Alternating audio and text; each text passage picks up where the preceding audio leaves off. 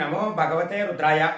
నవమి తిథిలో ప్రయాణాలు చేయకూడదని మనకి పూర్వీకులంతా కూడా చెబుతూ ఉంటారు.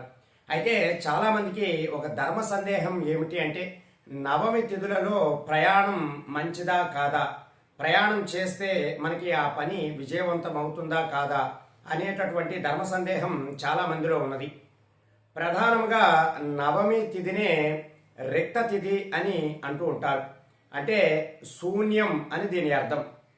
మనం ఏ ప్రయాణమైనా సరే ఆ ప్రయాణంలో చేసినటువంటి పనులన్నీ కూడా విజయం పొందడానికే మనం ఆ ప్రయాణాలన్నీ కూడా చేస్తూ ఉంటాం.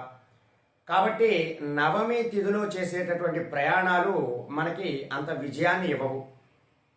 అయితే తప్పనిసరిగా నవమి తిథిలో మీరు బయటికి వెళ్ళాలి, ప్రయాణం చేయాల్సి అవసరం ఏర్పడుతుంది అంటే ఖచ్చితంగా మీరు చేతిలో అక్షంతలను కానీ లేదా నల్ల నువ్వులను కానీ పట్టుకుని కొద్ది దూరం వెళ్ళిన తర్వాత వాటిని ఎక్కడైనా చెట్టు మొదల్లో వేసి మీరు ప్రయాణం కనుక మొదలుపెట్టినట్లయితే ఖచ్చితంగా మంచి అద్భుతమైనటువంటి ఫలితాలు ఉంటాయి.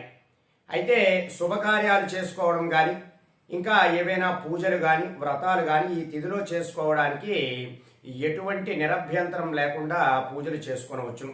కానీ ప్రయాణాలు చేయవలసి వచ్చినప్పుడు మాత్రము ఈ చిన్నపాటి పరిహారం ఆచరించి అద్భుతమైనటువంటి ఫలితాలు పొందడానికి ప్రయత్నం చేయండి. సర్వే జనా సుఖినో భవంతు. శుభం.